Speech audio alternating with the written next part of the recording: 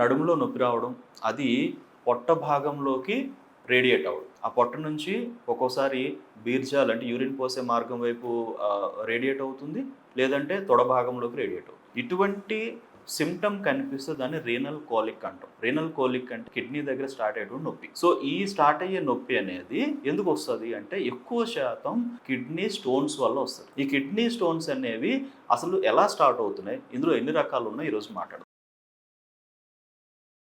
So kidney stones అనేవి ముఖ్యంగా ఏంటంటే, కిడ్నీ అనేది మనం బాడీలో ఉండేటటువంటి వేస్టేజ్ని, లిక్విడ్ వేస్ట్ని మొత్తం కూడాను అది ఫిల్టర్ చేసి అనవసరమైనవన్నీ కూడా యూరిన్ ద్వారా బాడీ నుంచి బయటికి పంపించడం, అవసరమైన మళ్ళీ బ్లడ్లోకి పంపించడం చేసేటటువంటి ప్రక్రియ. సో దీన్ని ఫిల్టరేషన్ అంటాం. ఈ ఫిల్టరేషన్ సరిగ్గా చేయలేనటువంటి పరిస్థితిలో కానీ కిడ్నీ వెళ్ళిందంటే కనుక ఎక్కడో ఒక చోట కిడ్నీ లోపల ఎక్సెస్గా కొన్ని లవణాలు అనేవి ఆగిపోవడం జరుగుతుంది.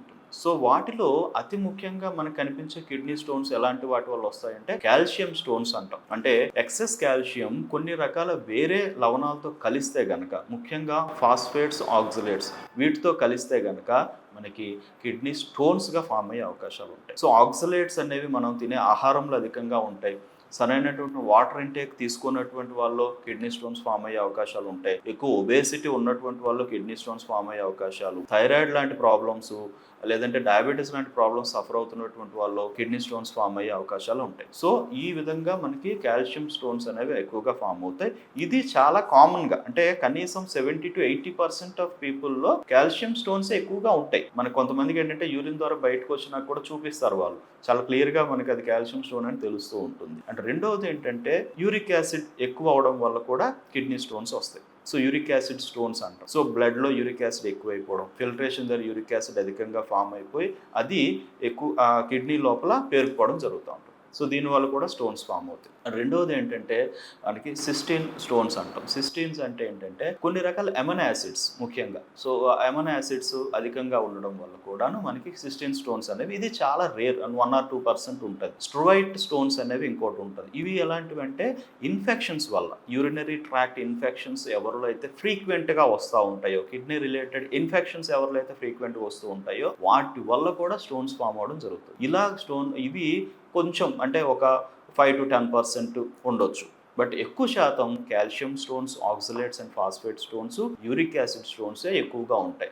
ఇలాంటి స్టోన్స్ ఫామ్ అయిన తర్వాత మనకు కనిపించే సిమ్టమ్స్లో ముఖ్యంగా ఏంటంటే యూరిన్ పోసేటప్పుడు కొంతమందికి మంట రావడం, కొంతమంది యూరిన్ కలర్లో మార్పు, ఎల్లోయిష్ కలర్లో లేదంటే బాగా బ్రైట్ ఎల్లో కానీ లేకపోతే కొంచెం రెడ్డిష్ కలర్లోకి యూరిన్ రావడం, పెయిన్ఫుల్గా ఉండడం, ఇలాంటివి కనిపిస్తాయి. అలానే కిడ్నీ రీజియన్ దగ్గర బ్యాక్ సైడ్ నడుము దగ్గర పెయిన్ స్టార్ట్ అయ్యి ముందుకి పొట్టలోకి రేడియేట్ అవుతా యూరిన్ పోసే మార్గం వరకు కూడా పెయిన్ రావడం జరుగుతుంది. ఇలాంటి పెయిన్ టిపికల్గా ఎవరికి కనిపిస్తుందో వాళ్ళు కిడ్నీ స్టోన్స్ ఉండొచ్చు అనేది 90% మనం చెప్పొచ్చు. ఇమీడియట్ గా డాక్టర్ని కన్సల్ట్ అవ్వాలి. తర్వాత దానికి రిలేటెడ్ గా మనం అబ్డామిన్ స్కాన్ తీసుకోవాలి. ఇంకా వేరే అదర్ స్కాన్స్, సిటీ స్కాన్ కానీ అవసరం అయితే చూడాలి. దీంతో మనం డయాగ్నోస్ చేయడం జరుగుతుంది. అప్పుడు అందులో మనకి ఏంటంటే ఏ కిడ్నీలో స్టోన్ ఉంది, ఏ సైజులో ఉంది, ఏ ప్లేస్లో ఉంది, ఆ స్టోన్ అనేది యూరిన్ పోసే మార్గాన్ని ఎక్కడైనా బ్లాక్ చేస్తుందా అనేది కూడా తెలుస్తుంది. ఈ బ్లాక్ చేయడం వల్ల ఏం జరుగుతుందంటే కిడ్నీ దగ్గర నీరు పట్టడం జరుగుతూ ఉంటుంది. సో ఎప్పుడైతే ఎక్కువగా నీరు పట్టడం జరుగుతూ ఉంటుందో కిడ్నీ వాప్ అనేది రావడం జరుగుతుంది. హైడ్రోనెఫ్రోసిస్ అంటాం. కొంతమందికి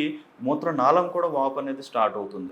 యురెట్రోనెఫ్రోసిస్ అంటాం. ఇటువంటి కండిషన్స్ ఉంటాయి. కొంతమందికి ఏంటంటే బ్లాడర్ వాపులు, బ్లాడర్లో ఇన్ఫెక్షన్స్ కూడా వచ్చే అవకాశాలు ఉంటుంది. సిస్టైటిస్ అంటాం. ఇటువంటివన్నీ కూడాను యూరినరీ ట్రాక్ట్ రిలేటెడ్ వచ్చేటటువంటి సమస్యలు, కిడ్నీ రిలేటెడ్ వచ్చేటటువంటి సమస్యలు. సో దీనికి చాలా మంది చేసేది ఏంటంటే స్టోన్స్ వస్తున్నాయంటే ఆపరేషన్స్కి వెళ్తారు. రీసెంట్గా మేము ఒక కేసు ఇక్కడ మేము చూడడం జరిగింది. Almost 17 times kidney stones operation చేయించుకున్నారు ఆయన. సో ఆపరేషన్ చేయించారు, మళ్ళీ రిపీట్ అవుతుంది, మళ్ళీ ఆపరేషన్కి వెళ్తున్నారు, మళ్ళీ రిపీట్ అవుతుంది. సో ఇలా జరుగుతూ ఉంది. సో ఆపరేషన్ అనేది దీనికి సరైనటువంటి పూర్తి మార్గం కాదు.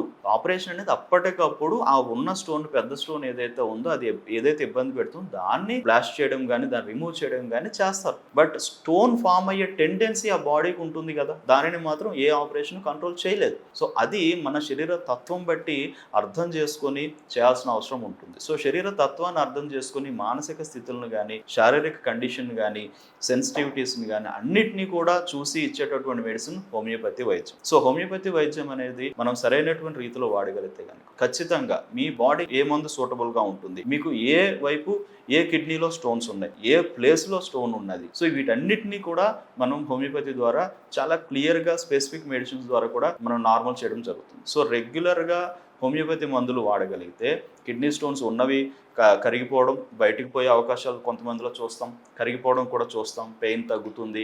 బట్ కిడ్నీ స్టోన్ సైజుని మాత్రం మనం చాలా క్లియర్గా చూడాలి. మరి పెద్ద పెద్ద స్టోన్స్ అయితే కనుక మెడిసిన్స్ ద్వారా కరగడం కొంచెం కష్టం అవుతుంది. అందుకని ఏంటంటే ముందు ఎంత చిన్న స్టోన్ ఉన్నా ఇమీడియట్గా హోమియోపతి మందులు వాడగలిగితే కానీ అది పెద్దవి కాకుండా వేరే కాంప్లికేషన్స్కి వెళ్లకుండా, సర్జరీకి వెళ్లకుండా మనం నయం చేసుకోవడం జరుగుతుంది. సో ఈ విధంగా కిడ్నీ స్టోన్స్ని మనం హోమియోపతి వైద్యం ద్వారా పూర్తిగా నయం చేసుకోవచ్చు. అండ్ రెండోది ఏంటంటే హోమియోపతి వైద్యంతో పాటుగా సరైనటువంటి డైటరీ జాగ్రత్తలు తీసుకోవాల్సిన అవసరం అనేది ఉంటుంది. ఎందుకంటే ఫుడ్లో మనం తినేటటువంటి ఫుడ్లోనే ఎక్కువ ఆక్సిలేట్స్, ఫాస్ఫేట్స్ ఉండే అవకాశాలు ఉంటాయి. సో ఫుడ్ని కూడా జాగ్రత్త పడాలి. కొంతమంది ఏంటంటే ముఖ్యంగా అంటే స్పినాచ్, పాలకూర, అలానే టమాటాలు, non veg items, milk products వీటిని తగ్గించుకుంటే కనుక మనకి ఎక్కువ శాతం మనకి కాల్షియం ఆక్సిలేట్ స్టోన్స్ కానీ, ఫాస్ఫేట్ స్టోన్స్, ఒక్కోసారి యూరిక్ యాసిడ్ స్టోన్స్ కూడా ఎక్కువగా ఫామ్ కాకుండా బాడీ అనేది కొంత కాపాడుతుంది. మెడిసిన్స్ కరెక్ట్గా వాడితే కనుక ఆ టెండెన్సీ కూడా నార్మల్ అవుతుంది కాబట్టి మళ్ళీ రిపీటెడ్గా రాకుండా పూర్తిగా నయం అవడం జరుగుతుంది. సో కిడ్నీ స్టోన్స్తో సఫర్ అవుతున్నటువంటి వాళ్ళు కింద స్క్రోల్ అవుతున్న నెంబర్కి కాల్ చేసి డాక్టర్ కేర్ హోమియోపతి క్లినిక్లో వెళ్ళి డాక్టర్ గారిని కన్సల్ట్ అవ్వండి. మీ రిపోర్ట్స్ అని తీసుకెళ్ళి చూపించండి.